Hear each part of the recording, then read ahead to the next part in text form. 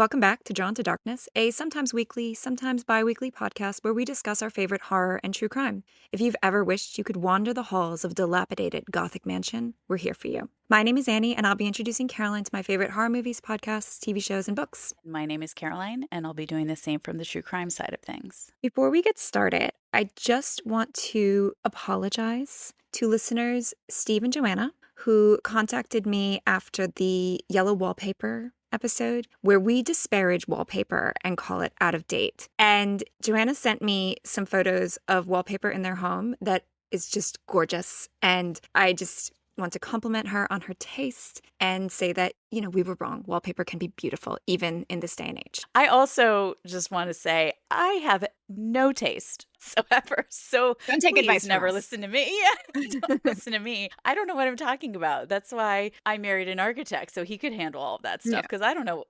I have no taste whatsoever. Ignore me. Sorry. Just because we have boring white walls doesn't mean that everyone else has to. Exactly. All right, on to today's focus. Is there ever any part of you that just never wants to clean again, that just wants to opt out and be like, well, how bad could it get if I just never took out the trash again? I am gagging even thinking about this. So no, there's no part of you that wants to do that. A huge part of me wishes other people did more of it, but it must get done. There are parts of me that want to opt out of certain things. But yes, cleaning, if things get really out of control in my house because we've had a busy week or whatever, I feel very unsettled. Yeah. Amendment. I don't think I've ever shared this. And now I'm going to share it with you all. Nobody in our house makes their bed. Nobody. We don't either. I have never understood the point of making a bed. I mean, we don't use a top sheet. So there's just one blanket, and it doesn't take a lot to just have the blanket be where it needs to be when I get into the bed. So yeah, nobody makes their bed in this house. Actually, I've read it's cleaner not to make your bed because if you make your bed, all the kind of germs and crap that you left there from sleeping there, if you've been sweating overnight, are just trapped inside. So if you leave the covers off, it's actually better for airing things out. So don't feel bad. Also, shout out to Miracle Made Sheets. If you guys want to sponsor us, I love your sheets. And apparently they help fight germs. Never heard of them, but it sounds great. Well, today we are discussing the 1975 documentary Grey Gardens. Before we get too far into it, I just want to give a content and spoiler warning. Animal excrement, filth, those were the kind of things I felt triggered by, but also toxic mother-daughter relationships. There's not really a twist or a what happens at the end moment to spoil, but we will be discussing everything that happens. So if that's a problem, go watch it. It's an hour and a half. It's a classic. It'll give you a lot to think about. Okay, here we go. Caroline, can you tell us about Grey Gardens? Okay. Considered one of the best documentaries of all time, winning a number of polls and awards, the Maysles, is that how you say it, Maysles? I forgot to look this up beforehand. I think the Maysles brothers, or the Maysles brothers. Critically acclaimed Grey Gardens depicts the lives of the reclusive and eccentric mother and daughter, Big and Little Edie Beale, living in a decaying and overgrown Hamptons home. Actually, I want to also amend that last week I called them both Jackie O's aunts. In fact, one is her first cousin, Little Edie, and the other her aunt. This direct cinema documentary explores the mother-daughter relationship and provides an intimate and unsettling glimpse into how these women, who were once part of New York high society as members of the wealthy and respected Bouvier family, essentially American Camelot, ended up living penniless and in filth and isolation. What adjective would you use to describe this? So, a disaster. Okay. That's not an adjective? I know. I can't. I struggle with your adjectives because I always want to make a statement.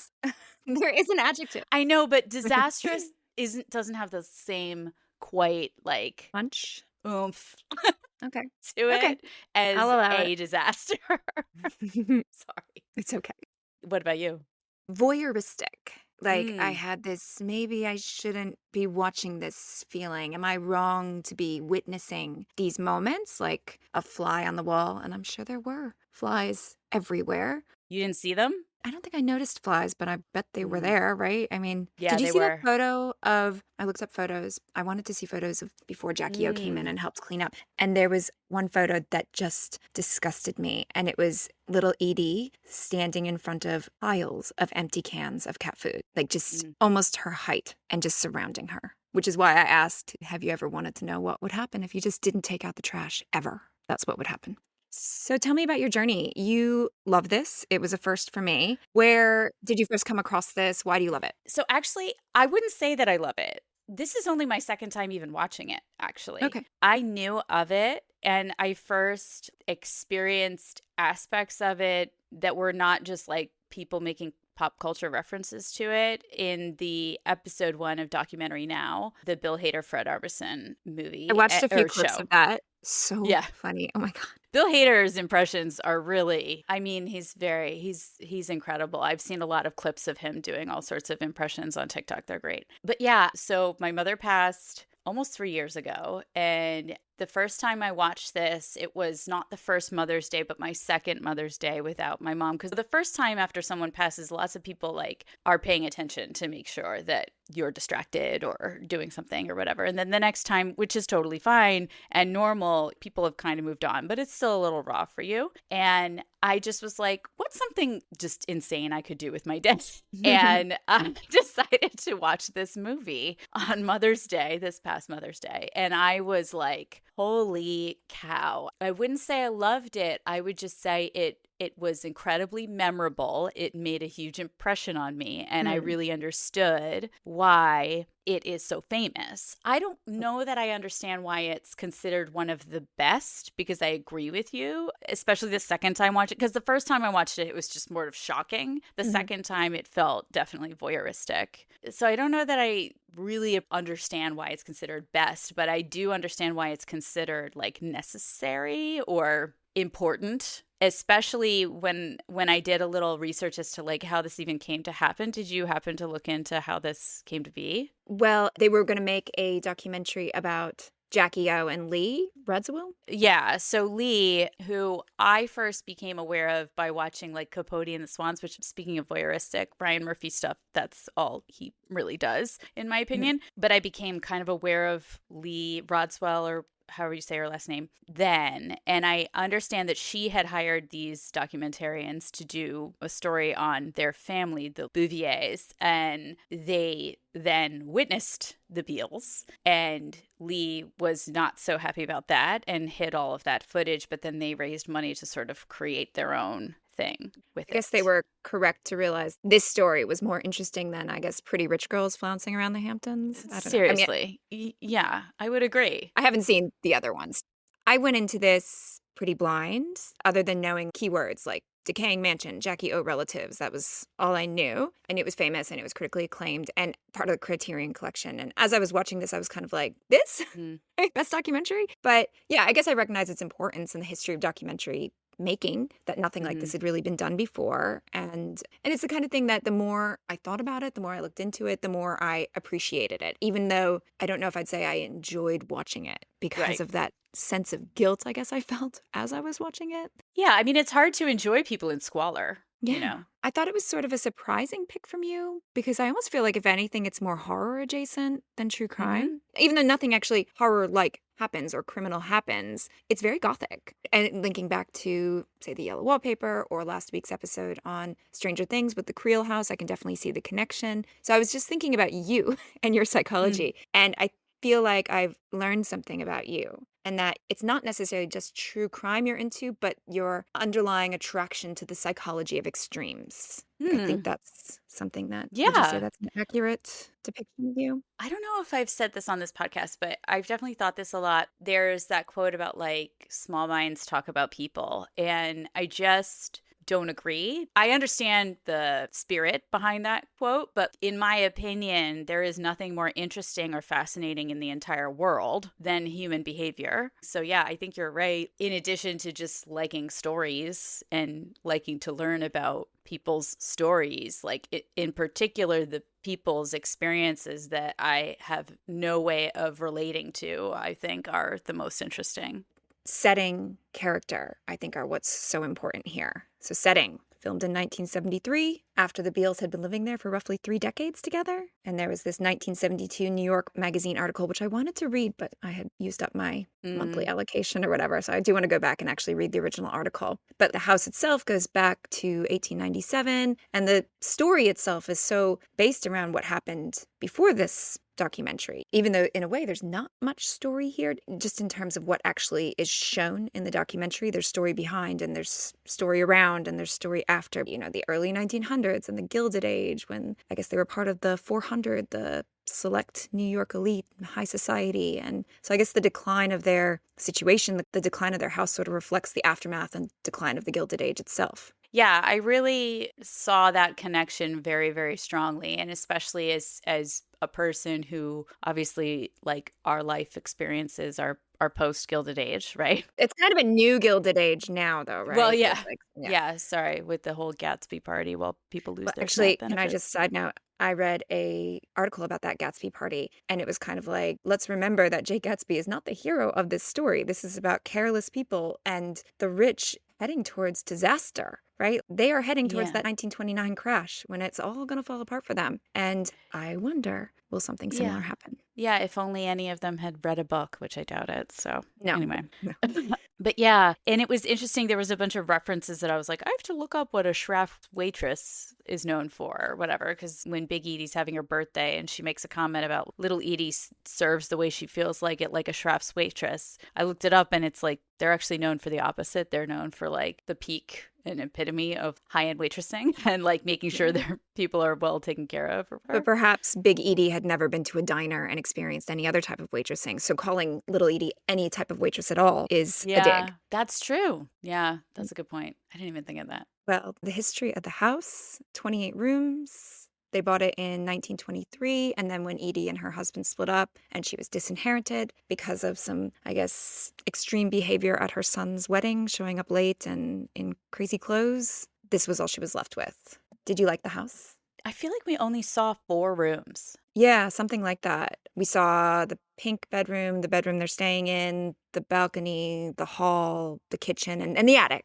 Yeah, I guess I didn't think of the balcony or the hall. I was thinking like the dining room, Big Edie's bedroom that she hangs out in all the time, Little Edie's bedroom, and the attic were the rooms that really stood out for me. Where the raccoons hang out. Where they eat their feast. I know this isn't Long Island, but it felt very old New England to me, and I guess there's similarities, especially when it opens and they pan over those series of homes before zooming in on Grey Gardens, and it feels like, well, like Narragansett, like there's old homes like that, and some of them are overgrown, and some of them are perfectly preserved and restored. So it reminded me of home, not my home. We don't live in a place anywhere near like that, but of places I've walked by and peered over the hedges at. It's the Hamptons, and the Hamptons are very close to Block Island and Narragansett and stuff like that. I mean, I've never been to the Hamptons. Me neither. I remember looking at a map and being like, oh, wow, it's so close to like Block Island.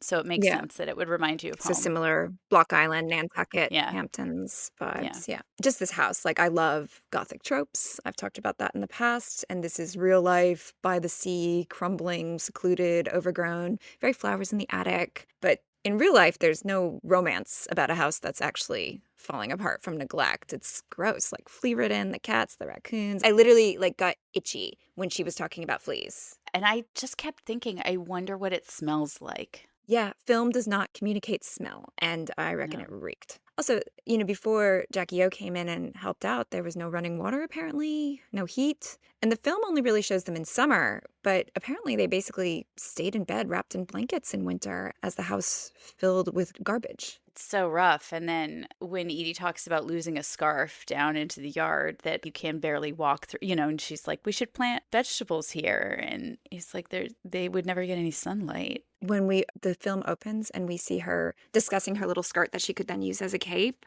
and then she kind of walks through the woods, I was just like, ticks, ticks, ticks. All I could think about was Lyme disease. And I don't know if that was such a problem in the 70s, but I just imagine certainly if it was like that now, it would be a very dangerous place to be. Yeah, that's a good point. I mean, I kept thinking about like sunscreen and their skin because I was wondering how much of that they might have been doing in that time. Not laying much. out in the sun like that, She all looks the time. surprisingly young for her age if she's spending all that time lying in the sun. She looks young, and there's a point where she stands on the scale and she first of all, Thank God I don't have to use a magnifying glass to see my weight on a scale.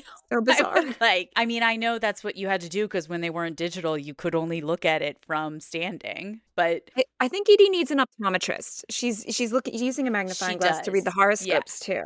Did they go to doctors? Did they go to dentists? Well, she had glasses that she lost, right? Didn't her mom say she had glasses that she lost? And then just never replace them? Yeah. But either way, I'm glad I don't need help to see the numbers on the scale. But also, 145, she's 5'10". That is fit. She's very thin. Yeah. So it's just those, I guess, debutante expectations she's holding herself to. Right. My heart broke when she was like, I don't believe it, 145. I'm like, 145 is great. She's so disappointed in herself. Poor And thing. when she comes down the stairs in those heels to do that dance or whatever, and all of those like fishnets and stuff, she's got amazing legs. The pins on Edie. She looks phenomenal to be so self-loathing about what she looks like. Well, let's get into the toxic mother-daughter relationship a bit down the track, but I can see why she's got some self-loathing. Yeah. Just regarding the house itself, I listened to a Bowery Boys podcast. Have you ever heard of that? No. It's just all history of New York.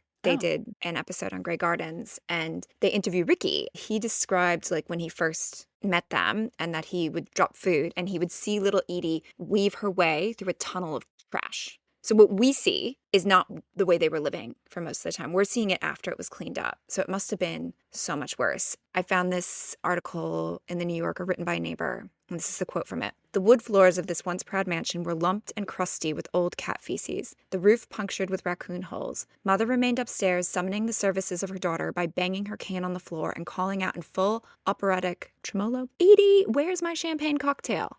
The crusty cat feces description. So gross. And I feel like it's interesting. I think the process that the documentary takes you on, it starts out with like, oh, these are eccentric, odd women. And you're like, and they're living kind of strange existences with their fashion, the daughter and her fashion, and the mother and her like lack of clothing and all this stuff like that. And then it's like they progressively expose the like unsanitary situation that everyone's in. Because you don't actually see that bed, how disgusting that bed is that she's been sitting in the whole time until the very end. So there's some very deliberate use of close-ups and cutting, what they're not showing at the beginning in comparison to what they're showing by the end. And I think that reflects also the progression of not really story, but intensity, how the intensity of it ramps up.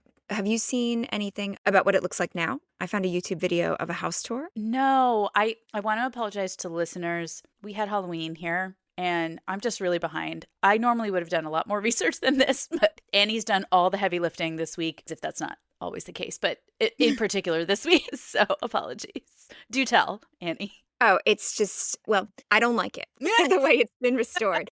It's very gaudy. There's a lot of gaudy wallpaper. Is this how it was redone by like the Washington Post guy? No, so there was those people. And then Okay. more recently, in the past few years, it's been redone again by Liz Lang. She's the current owner. And it's not subtle, very bright, very gaudy, very, is it Lily Pulitzer? Like lots of bright florals? Yeah. Mm. Yeah, I think very Lily Pulitzer, which I don't know, maybe I shouldn't bash that either. We don't have taste. Lily Pulitzer is fine for like, a clutch or something, or maybe some cute shoes, but not to decorate your home, I wouldn't think. Yeah, it's over the top. Check it out. Yeah. I didn't like it, but it is perfectly restored. It's just a bit over the top, I thought. There was this quote in this Medium article by a woman named Anna Weltner, but it's originally from New Breed, Old Blood, Gothic Horror, and Contemporary Fiction and Film, and it describes the Gothic as this. For the Gothic effect to be attained, a tale should combine a fearful sense of inheritance in time with a claustrophobic sense of enclosure in space. These two dimensions reinforcing one another to produce an impression of sickening descent into disintegration. A Gothic tale will invoke the tyranny of the past, such as a family curse, the survival of archaic forms of despotism and of superstition, with such weight as to stifle the hopes of the present. For example, the liberty of the heroine or hero within the dead end of physical incarcerations, the dungeon, the locked room, or simply the confinements of the family home closing in upon itself. And I thought that was like, wow, that's them, right? Cursed by the past. Sickening descent into disintegration. And the feeling of being trapped and cursed by the past. Well, Edie certainly espouses as much often, Yeah. that she needs to get out of there, that she doesn't want to do another winter there. I don't know how much of that is real, but She seems scared, right? Like the way she whispers in this clandestine way to the camera, like she's worried that somebody's been moving her books. And I wonder if she's like putting on a brave face for the camera, but she's actually scared. She has some quote about being terrified. I am not a doctor of any kind. She definitely has mental illness, Yeah. and anxiety is a huge part of it. It's clear. And even her mom says, I wish you wouldn't worry so much. I mean, she says it meanly, but she does say she worries more than she needs to. And it's clear, too. She's much more like conservative than her mother in a lot of ways. Well, it's easy to get into a spiral of anxiety when you're trapped and you don't have an outlet. She Mhm. says, I'm scared to death of doors, locks, people roaming around in the background, under the trees, in the bushes. I'm absolutely terrified. And she says it in this kind of light way, I remember, but like, is that how she really I mean, it really feels like the yellow wallpaper, right? That she's Yeah. scared somebody's roaming around. That's when she's talking about that she prefers the hum of New York City, which I think I've already mentioned on this podcast. Like, I can relate. Like, that hum, that constant hum is Mm. comforting. Speaking of watching with subtitles, there was a subtitle where she says, like, when that drill is going, and then the subtitle says, strange sounds. She makes this weird Where I sound. watched it didn't have the option of subtitles, and I missed them because there were Oh. certain things, particularly Big Edie, the way she spoke, where I was missing things Well, that it they're wasn't talking over understanding. each other constantly, Yeah. which we never do. Never.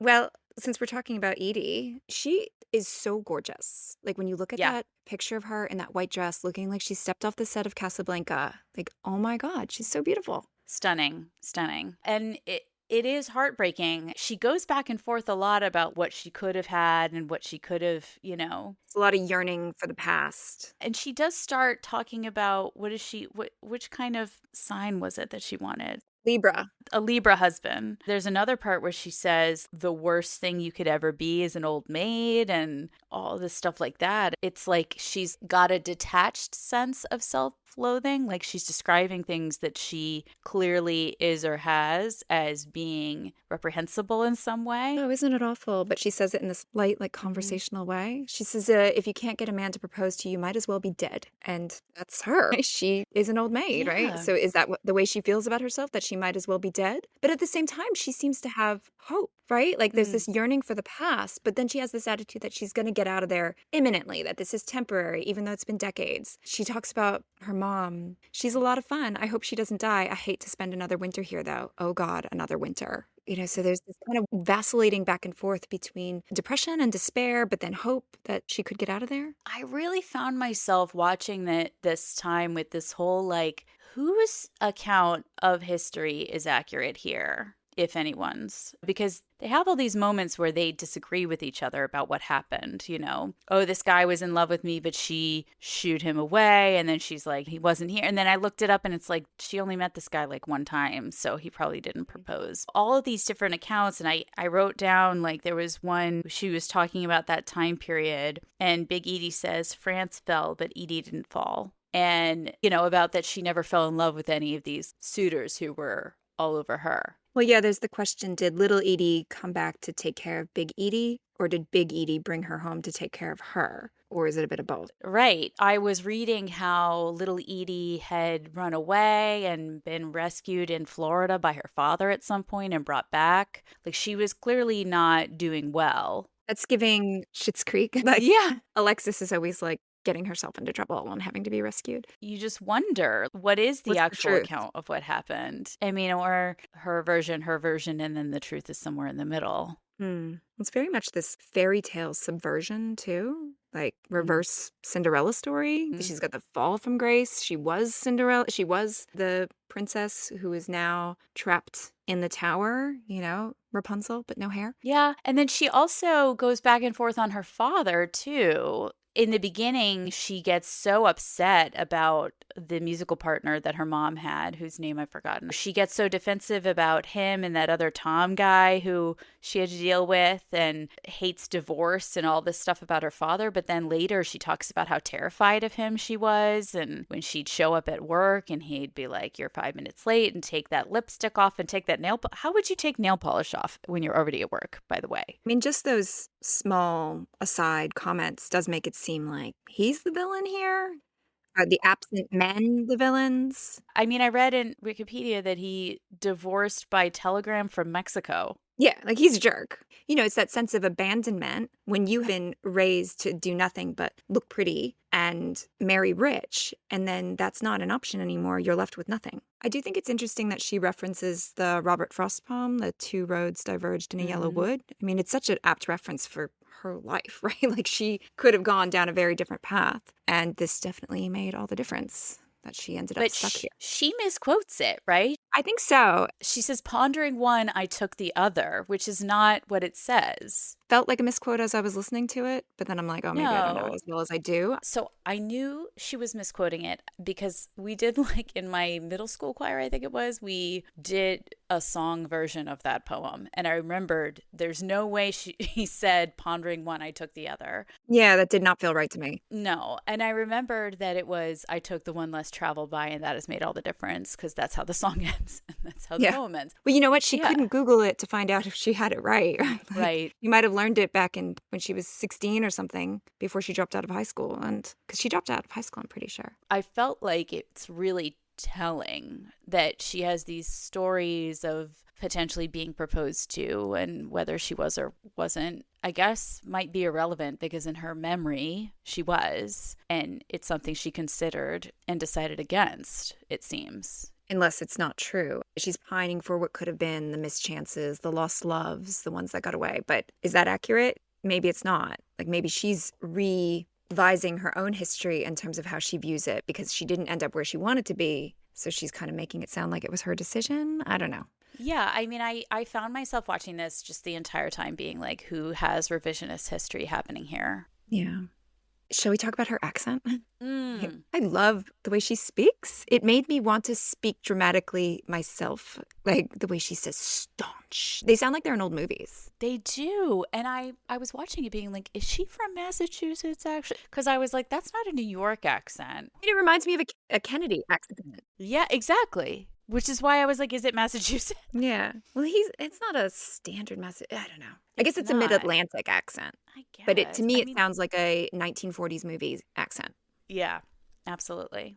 Which again speaks to the Arrested Development. It's as if their lives stopped there and they just kind of kept going in the same way that they were before with no money. I don't really, I mean, maybe because she doesn't say as much in a row, as many words in a row, but I didn't feel like Big Edie talked like that. No, whatever she was doing was not as strong and dramatic. Yeah.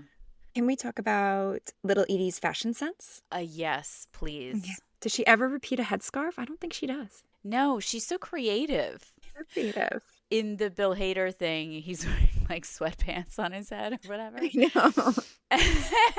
I mean, which is hilarious. But like one of the first things I noticed the first time I watched it was like, oh my gosh, that's so creative to think of to do when you're suffering from a malady that makes you lose your hair. It would never occur to me to like draw attention to it. Yeah, no, she's owning the scarf around the head look. It kind of reminds me of my cousin, who when she was 3 years old, refused to leave the house unless she had a elaborate sash tied around her waist. And this was like her sense of style. And yeah, just that kind of, I don't know, toddler-like princess sensibility that you see kids have. I feel like headscarves and stuff were more a thing in like the 50s and 60s, and certainly you would wear them in a convertible. Yes, you definitely see it in old movies, for sure. Yeah. And, you know, if you wear your skirt, you can always take it off and use it as a cape.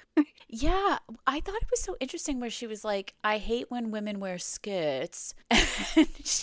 And she's got like her safety pinned, I don't know what that is. It's not a skirt, as a skirt. And then she's got like fishnets underneath. I was like, did that used to be modest, the fishnets? Because she seems like she's scandalized by her mother's lack of modesty, you know? Mm-hmm. Yeah. Did you have a favorite outfit? I mean, I thought she looked fantastic in her military parade getup. The 4th of July flag thing? Yeah. It was like all black. Yeah. No, yeah, she looks great. I mean, I think I like the red one. It's another dancing video when she dances around the front porch. And she's in that like bright red one. But it's also like the old fashioned swimming costumes. I like the cut of those. The fancy brooch that she kind of uses to secure her headpieces. She's a gay icon. I know. I listened to this podcast called Pop and Lorenzo's Pop Style Opinion Fest, and they talk about that. It's the fashion, obviously, the originality and self-expression of her look, her quotable lines, but also how she finds beauty in the squalor. Simultaneously, while I felt guilty about the voyeuristic aspect, I found myself really admiring her. I just feel like I would be a much sadder situation if I was in her situation. You would be a sadder. It would be a much more tragic thing to watch. It would not even be interesting to watch me. I would bring nothing to the table. Yeah. I mean, just the way she dances and sings and those white heels and the constant warbling her singing. Yeah. And she's funny. She's funny. She's articulate in a weird way, but she's articulate. It does feel like she's definitely got some Arrested Development going on, but she's interesting to talk to. I found myself often being like, oh goodness, when these brothers leave, are they so lonely? Because it seems very helpful to her to have these people to chat with, Yeah, but at the same time, she seems irritated by Jerry's presence. Yeah.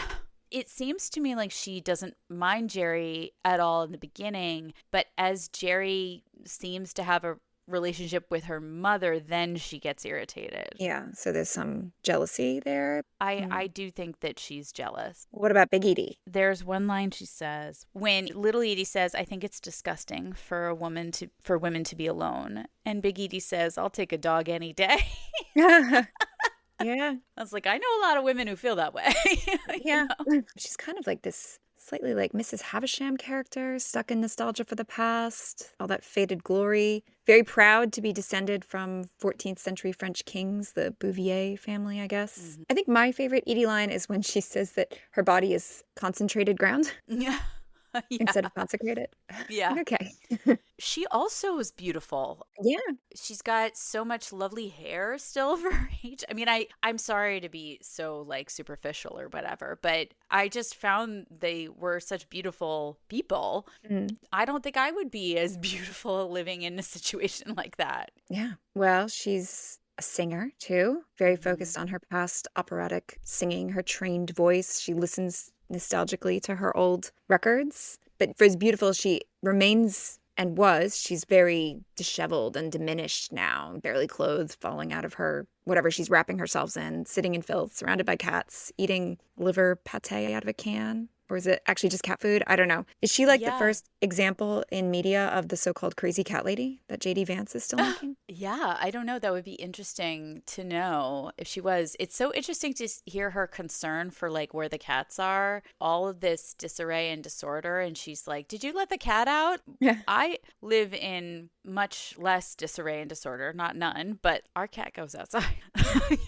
and it's fine. I mean, I know they're not supposed to, but she does, and I don't freak out about it. What do you think of the relationship? Do you think it's toxic? Who's the villain here? Those kind of things. Is there a villain? I don't know. I feel like the first time I saw it, I felt more like the mother was more of a villain, but this time I feel like there's an aspect of, and I don't know, because I think Folie Deux is more by the two, and I think they're more partners in their folly.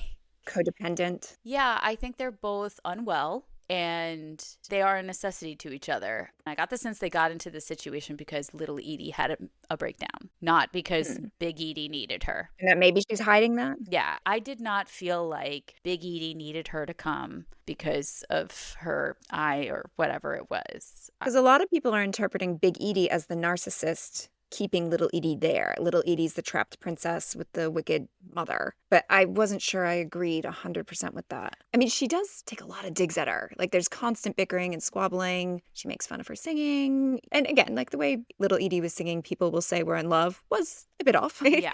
But she's heckling her the whole time. You're way off there, right? I mean, I tell my kids I like their singing even when it's not perfect. And I don't know how much of that is the way parents and children used to be with each other, because I don't know that my grandmother was that different to my mom. But I don't know if that was healthy or not. But I don't think historically people have been as kind to their children as we have come to be. Yeah. I don't get the sense that little Edie had other options. They're both kind of just helpless. They Yeah. grew up with money, and then when that was taken away, they just sat and waited for someone to wait on them, and then no one did, and things just got out of control, right? And you can see Yeah. it getting out of control again because obviously it was cleaned up if you look at the few remaining pictures of what it looked like before. But then when you look at Big Edie's bed and it's just like literal trash, like you can see they're headed in the same direction. Yeah. And then I also I did notice things that I didn't notice the first time about Big Edie's birthday, and she's walking down the stairs and she's like, why didn't you clean these stairs? And little Edie feeding the raccoons in the attic. That's not helpful in any way to anyone. That's creating more problems. And then, it's her mother's birthday and they're eating these gross cold sandwiches on dusty chairs. What else was she doing with her whole day? Because there was no TV. That's what I would have been doing. And someone was moving her books. Right. That was the most depressing birthday party I think I've ever seen. Right. She came down those stairs that can't have been easy for her. She clearly, and there's also all these scenes where she's like, Edie, in the background, you hear her calling for help and little Edie's not responding. And I'm sure, look, I'm not saying Big Edie was a saint or whatever, but I just don't know that it's totally one-sided the way that people might have been messaging in what you read. Little Edie seems quite capable of tuning out Big Edie's heckling.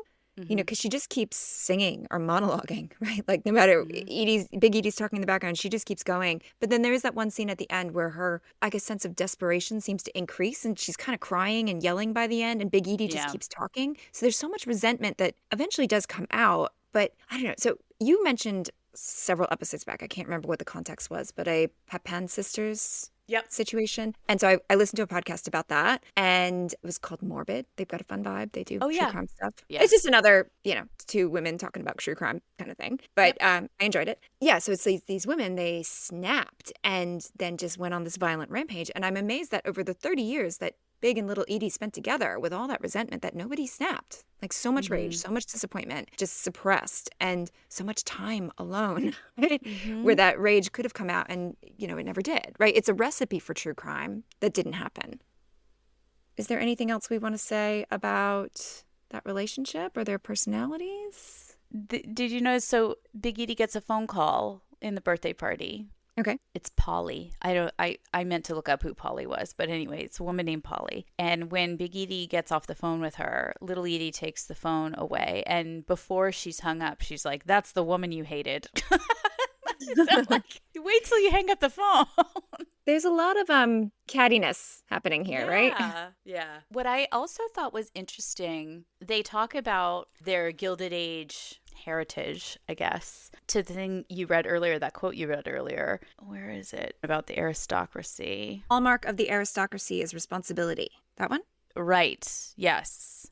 And it's interesting to me that we've already mentioned their famous relatives. Certainly were more famous and bigger names at the time, and they don't mention that at all. They drop a whole bunch of names of men, I guess, but never their close family, that even when they're talking about the people of the town they're in, they don't even mention that Jackie came recently to help them or anything. Well, she certainly took responsibility for them. Did you look up what $30,000 is in today's money? No. I was waiting for you to do that. See, everyone should know. I really didn't have any time this week. Yeah, because I was really like, behind. surely Caroline will look this up. I don't need to. But in terms of the hallmark of the aristocracy is responsibility, Big Edie's sons did not help. From what I read, they were staunch about not helping because they wanted to make her sell. So they refused to help. And I guess, you have situations where you say somebody's a drug addict and you have to cut them off because you're only enabling. And maybe that was behind their decision-making process. But it does really seem like these women were abandoned until Jackie O steps in. The women were the ones who had to come in there to help. So it's there's one thing you could say about not enabling a drug addict, which they are not drug addicts. They are women who need help. You know, I've been listening to this podcast that Tori Spelling is on. And it's only so much of her situation can you blame on her if she was raised not being taught how a dishwasher works. And in some ways, you have to have sympathy for people who were taught none of this stuff on how to live independently. You can't just abandon them. It's your mother. Yeah. I mean, I guess, why didn't they sell? It's such an unusual scenario to be in because they're sitting in filth, but also on a gold mine. The property alone would have, I'm sure, would have been enough to purchase a small apartment somewhere and have somewhat normal lives. They didn't need to stay there. So why didn't they leave? And I guess maybe that is the rationale for not helping them, but it still seems very wrong. Given what you've said about what the pictures look like before, there must be a hoarding element here. And obviously in hoarding, there's emotional attachment stuff that happens to possessions that shouldn't carry the weight that they do for individuals, right? And so Yeah. I would imagine that the location, especially the way Big Edie talks about it, like she went out there and she's been happy ever since. Yes, maybe because she felt free, even if she had Right, nothing. because her husband divorced her through a telegram from Mexico. Like, of course she felt free. But little Edie didn't feel free. No, she has never felt free, I don't think, in any Yeah. circumstance she's been in. Any comment on the Marble Fawn, Jerry? Apparently he's written a memoir called The Marble Fawn of Grey Gardens, a memoir of the Beales. I did find that. I never read The Marble Fawn. Did you? I wanted to read it before this, didn't have time. I looked it up. I mean, it's such a grand name for the local teenage boy who started just turning up. Like, it evokes this imagery of classical statues and Greek tragedies, which I suppose is how Edie kind of views her life. These high aspirations that were tragically not met. I guess we've already talked about Edie being sick of him, thinking he's a potential suitor. Sex, that's all they're after. She thinks he's pining after her. It does not seem to be the case. No, I felt for him. I would love to read his book as well. Yeah, it'd be interesting. It was interesting hearing him interviewed. So check out that Bowery Boys podcast because he does speak Okay. on it. Oh, interesting. Yeah, as an older man. All of the people who ate in that house, I was really impressed. So feels strong, but I was sort of like, there's no way I could eat in there. So you wouldn't eat corn made on a hot pot in Edie Beale's filthy bedroom? No, and I can't believe you didn't notice there were flies around her head in the headboard and stuff. He always compliments me on the way I do my corn. It's so gross. I mean, and then he's laying on that bed. He's laying down. Yeah. He's got long hair. There are fleas. Yeah. Just made me feel like, what a sweet boy. Well, he seems to really appreciate them. I Yeah. found a quote from him. Where was it? Jerry describes them as eccentric free spirits, but there's a feeling that they're trapped behind those massive hedges and overgrowth and rotting shingles. I'm not sure Well, where I wrote that down from somewhere. I would call Big Edie an eccentric free spirit. I feel like Little Edie has a lot of stuff holding her back. I think she would be if she could. Certainly her headscarves would suggest that she has it Yeah. in her. Well, she makes it eventually. She gets on cabaret. She has like a cabaret show after. After her mom dies, yeah. That was what set her free. I can see that, and I could see that as being something that couldn't have been helped, maybe. Yeah, somebody, I guess, had to be there for her at that point. What is your most bonkers moment? Honestly, when Jerry lays down in that bed, I was, What are you doing? I can't believe it. Yeah. What about you? I think for me, the moment that probably made me gasp out loud is when she's dumping food into the attic, like Yeah. dumping a loaf of bread for the raccoons. I'm like, oh my God. And then the Purina cat chow on top of it. And she says, I'm mad about animals, but raccoons and cats become a little bit boring. I mean, for too long a time, which is such a sad statement. Like, of course they become boring. I love my animals, but you need more than that.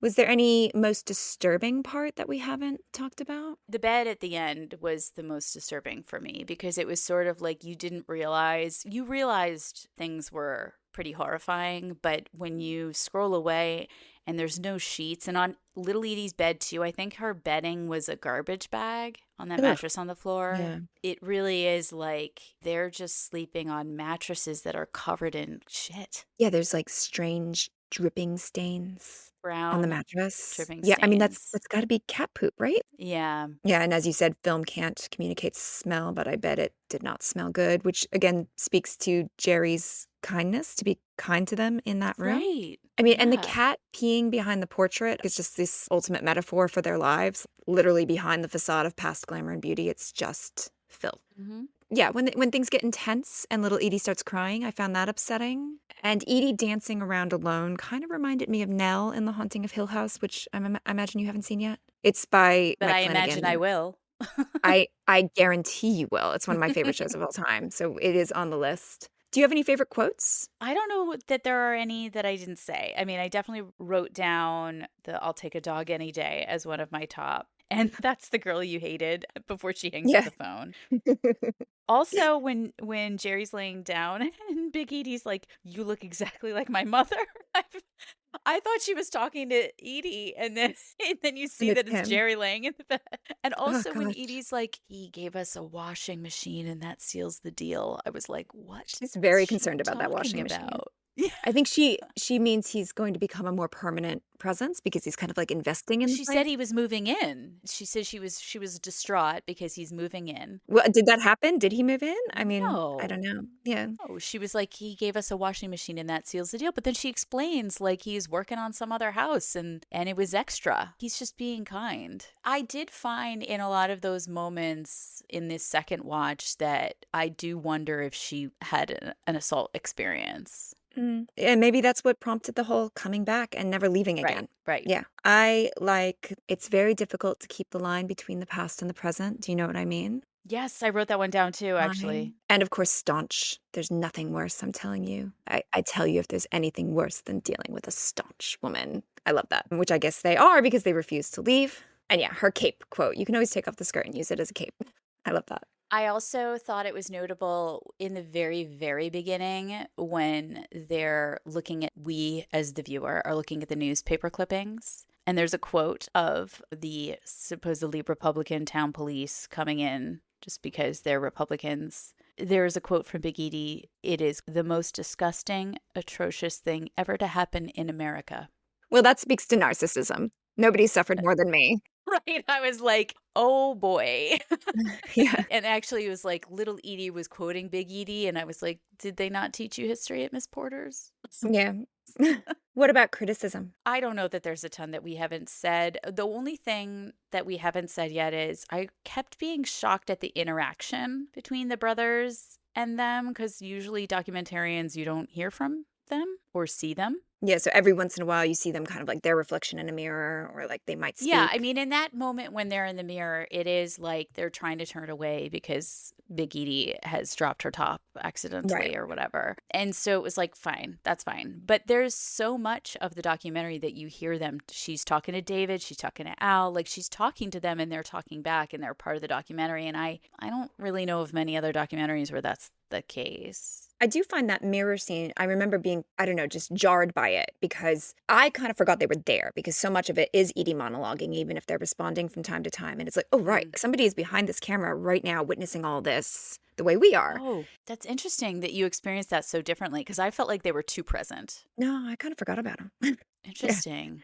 Listeners, tell us which side of that camp are you on? I mean, I thought it was very that they were reasonably hands off. Like we don't have, Morgan Freeman voiceover to like lead us to think or feel a certain way. They're just kind of showing us what they caught on video and all its eccentric and voyeuristic glory. So many documentaries these days like take you on a potentially manipulative ride to make you feel a certain way, and this didn't. I feel like it just was like, here's who they are. And obviously choices were made in terms of what they included and what they didn't include. We don't know what ended up on the cutting floor, but I guess I didn't feel their presence as much. Yeah, I guess what's different about it than I think a lot of the ones today when you do hear the directors and stuff is they're in an interview setting.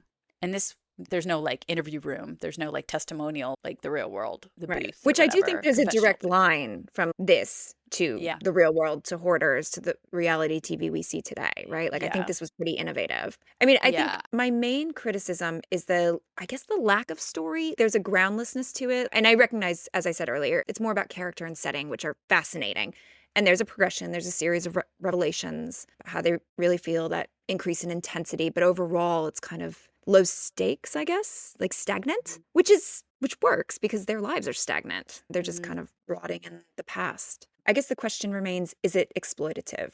Are we gawkers reveling in the grotesque? We have Hoarders now. There's a fascination with people who live extremely. And there was a New York Times review that said the film presents the Beales as a pair of grotesques. So I don't know. What do you think? Is it exploitative? I don't know that I agree that the film presents them as that. I feel like the film presents their humanity behind it, Yeah. personally. And I do feel like effort is made to illustrate that. And if anything, it's like the interaction between David and Al and the Beales is part of that humanization of like showing they have a relationship and how kind the women are to them.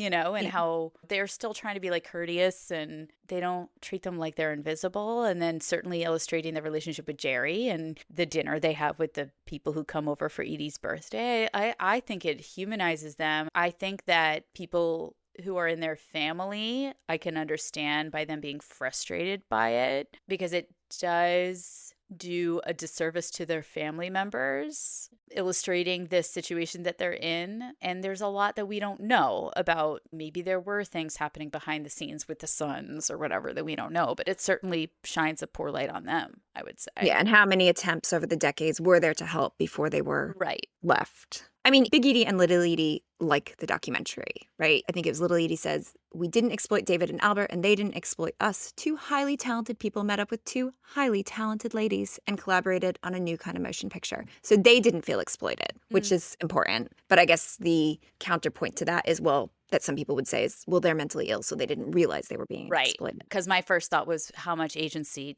do we think they actually have in making that statement? I mean, it is important. If they didn't like it, I would be angry at it for being published. Yeah, absolutely. Do you have any questions, unanswered questions that we haven't already discussed?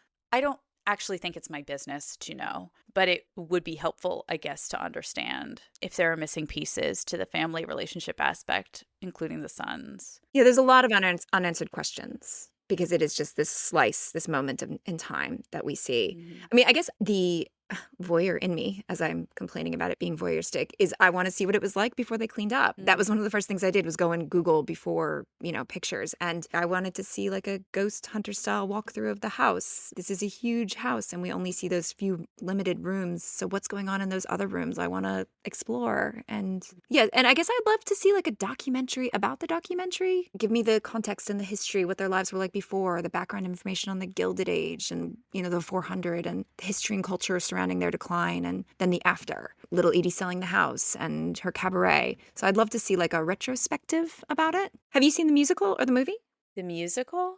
No. Yeah, there's a musical. Yeah. Is there a movie about the musical? There's a movie with Drew Barrymore and Jessica Lange, and then there's a musical as well. Oh, shit, no. I didn't even know there was a Drew Barrymore, Jessica Lange movie. There is, yeah. I love Jessica Lange. Apparently it's pretty good. So that's on my list of things to watch. Okay. Let's discuss the deeper horror beneath the surface. Ticks and Lyme disease, I mentioned that already. Just the general filth of living like this. I can't remember where. I listened to a lot of podcasts around this, and some of the new owners apparently said somewhere that when it rains for a long period of time, the house will still smell faintly of cats. Pretty gross. And Jerry talks about in that Bowery Boys podcast that it smelled of ammonia because of all the cat piss in the house. Obviously, mental illness, if they are mentally ill. Hoarding is usually a symptom of something else, or is it just a lack of skills and an attachment? I don't know. I think also just the choices or lack of choices that women have had throughout history. I want to quote Rose's mom, Ruth DeWitt Bukater. Of course, it's unfair. Where women, our choices are never easy. As we said, they were raised and trained to be high society, pretty useless things. And when that went away, what did they have? I think the only other one I would add is if it's not mental illness, what happened to them? Yes. Obviously, we know Big Edie was betrayed, divorced, left. Did something happen to Little Edie to prompt this return to home? Another true deeper horror, the sandwich generation. I know Little Edie didn't have kids, but the sacrifice that carers make, whether it's caring for an aging parent or young children or both at the same time, it's a lot. Or, caring for someone with a mental illness or a disability. And I think sacrifice of carers needs to be better recognized and supported. Amen. Survival. What advice can we take from this? Get a dog. Instead of a cat? Well, I mean, Big Edie said she'll take a dog any day. Yeah. Have a companion that loves you unconditionally, which cats can if you make an effort. But you do have to make an effort. What about raccoons? Oh, God. Raccoons? Will they love you thanks. unconditionally? I guess my survival advice is YOLO, to quote the young people 5 or 6 years ago. Don't get stuck in the past, bemoaning what could have been, move on, do something now, live your life. And have a backup plan, learn a skill. A man is not a plan. Clearly. And one of my favorite quotes that I forgot. Don't shroud your mind in black. Shroud your mind in cerise. I don't know what that means, but it sounded good. I think Mm-hmm. Big Edie said something about like, oh, I always shroud my mind in cerise. Do you remember that quote? Yeah, and there was something else she had written on her walls. I meant to I write it know. down. I guess I didn't. She had a beautiful quote written on her walls that I wish I could remember. There was one part she said, I don't have any clock. I never know what time it is. That's Yeah. fun. Well, I guess if you don't have a job and don't clean and don't have anything to do except feed the raccoons, why do you need a clock? Yeah. All right. Do you have a palate cleanser? So on TikTok, there has been a trend, it's been around for a little while, where these people are going through home goods and they're like, I'm so sorry to bother you. I've been looking everywhere for like a bird on a golden twig that I can just put on my dining room table. And they're like, oh, I have just a thing. Is this what you wanted? Or like, I'm looking for a portrait of an elephant in a bathtub, but just his butt. Do you have that? And it's like, I have it right here because all of Okay. the Because just the weird very stuff at Home Goods. Yeah. bizarre stuff that you have at Home Goods. I didn't think my kids would like it, but they actually really appreciate it. So I wanted to share that because I guess it transcends generations, the Okay. appreciation for the bizarre stuff at Home Goods. I don't think I mentioned on this a few months ago, I made the commitment to watch every Star Wars property in timeline order. Hmm. And I am up to Rebels, which is one of the cartoon series. And it's really fun. It's not as serious as some of the other cartoon series get. And there's a lot of nods to classic characters and stuff like that. And there are characters that come back in the Ahsoka series if you've seen that live action series. So I wanted to recommend Rebels as well. Yeah, I've never watched any of the cartoons. I keep trying to get my kids to agree to do it, and they're like, no, Star Wars is meant to be live action. I'm like, that's not what Caroline says. Yeah, well, I mean, I had never watched any of the cartoons either until I made this commitment. And now I've watched lots and lots and lots. And it is actually a lot more serious than you would think. My palette cleanser is a guy on Threads called the Whimsical Muse. I think it's like the underscore whimsical underscore muse. And his posts are just like, at the end of the day, don't we all just want to inhale the intoxicating aroma of vintage books in a quaint bookstore on a cobblestone side street in Edinburgh during a pouring rain? And I don't know who needs to hear this, but yes, a bookshelf with a rolling ladder will fix you. So it's just stuff like that. And it's just, I don't know, delightfully quaint and cozy. So if you need just something kind of pure, check out the Whimsical Muse. All right. What's our homework assignment? Well, it's my turn to double up. A little while back, we did a double up on the horror side of things. And I know this was more like a horror than a true crime, as there was an actual crime, but also inspired by Stranger Things. You know, we went with the whole horror house element. And then next, we're going to go with the whole horror of scientific research element, especially when the government is involved. So there is a 2-part episode of the podcast You're Wrong About, where they discuss the Tuskegee syphilis experiment or research. So go find those 2-parters on wherever you get your podcasts. It's a great show in general. Subscribe, but those are what we're going to be covering next. Sounds good. All right. So recommendations. We've already talked about Jerry's book, the Drew Barrymore, Jessica Lange movie. Do you have any other recommendations? Yes, I did also talk about Documentary Now. The first episode is on this. There's a bunch of other episodes That's the Bill Hader Yeah, thing. Bill Hader, Fred Yeah. Armisen. I was able to watch it on Netflix, I think. I watched a compilation of the best parts. It's so good. Yeah, it is I really want to good. watch the whole thing. Another in my schooling was The Thin Blue Line. So I wanted to recommend that documentary as well as the Documentary Now episode on it. Also, let's all read The Marble Fawn, I guess. Supposedly we Should be should have read interesting. it in school. I did not. Also, in terms of horror houses, American Horror Story season 1 was my favorite season of that show. I love that season. Yeah, it's very good. If you wanted to learn more about Lee and the other fancy women of New York society, you could watch the Ryan Murphy show, Capodia and the Swans, the Feud one. I did watch a couple episodes of it just to kind of know who these people were, because they are people who are known in culture that I didn't really understand. Although, please don't take anything in any of his shows as being fact. It is definitely creative nonfiction. Other mother-daughter horrors, obviously Mommy Dearest came to mind. I think we also mentioned that when we talked about Gypsy Rose, which go listen to our Gypsy Rose episode as well. Another toxic mother-daughter relationship. I have a dear friend who met the Maysles brothers and could tell me how to pronounce their last name. She wanted to recommend their documentary on the Rolling Stones' Gimme Shelter, which is supposed to be very good as well. And then the last thing I wanted to recommend, because we suddenly realized that the time changed and almost didn't record today because of it. Yep. And so just in terms of time-related horrors, Groundhog Day. Oh, I love Groundhog Day. And things being stuck in time, like Stranger Things. Mm-hmm. Season 4, yeah. All right, I would like to recommend anything to do with the Winchester Mystery House. Have you ever heard of that? Mm-mm. It's the widow of the Winchester rifle fortune. And because she was so worried that the ghosts of the people killed with the rifles her family made would come to haunt her, and she could only stop that haunting by continuing to renovate. So she just built this house for like decades, and it's a mess, and there's stairways that lead nowhere, and it's something I really want to visit. It's somewhere in California, and it's just one of those woman losing her mind in a big old gothic house things. There's a movie with Helen Mirren. Apparently it's not very good, but any documentary or podcast about that would probably be pretty interesting. I guess the TV show Hoarders is adjacent to this. I have watched several episodes of that from time to time when I've caught it on TV, and it just makes me want to clean my house. For gothic stuff, The Fall of the House of Usher, both the Mike Flanagan TV show and the original Edgar Allan Poe short story. The novel, The Little Strangers by Sarah Waters. It also has that fall from wealth, crumbling mansion vibe. The Silent Patient, which I just happen to be reading right now, and it has a scene at a crumbling mansion with a narcissistic matriarch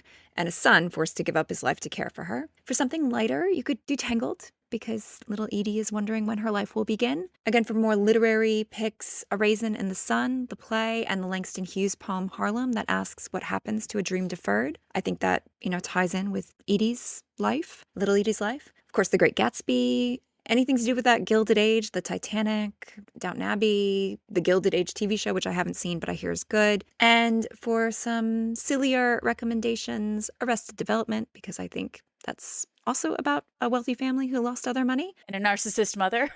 And a narcissist mother, yeah. And for raccoon infestations, go back to our episode 4, Fox Hollow Murders, and of course Parks and Rec, because Pawnee also has a raccoon problem. Oh, two other things. You mentioned Helen Mirren. I think she also does the intro for Documentary Now, by the way. Oh, really? Okay. But there's also a Leanne Moriarty book, Truly Madly Guilty, I think.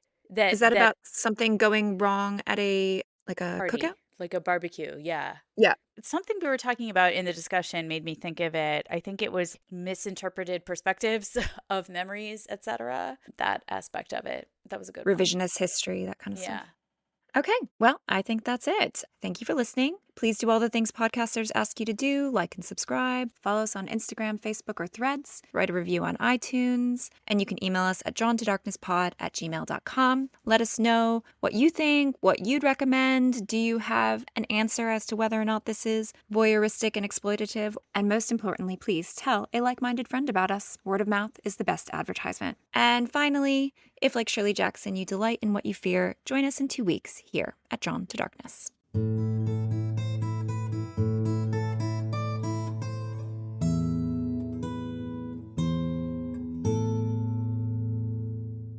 Special shout out to Nancy Azzano, who painted our cover art. You can find her on Instagram at Nancy Azzano, and to Harry Kidd for our intro and outro music. You can find him on Instagram at Harry J. Kidd and on Spotify.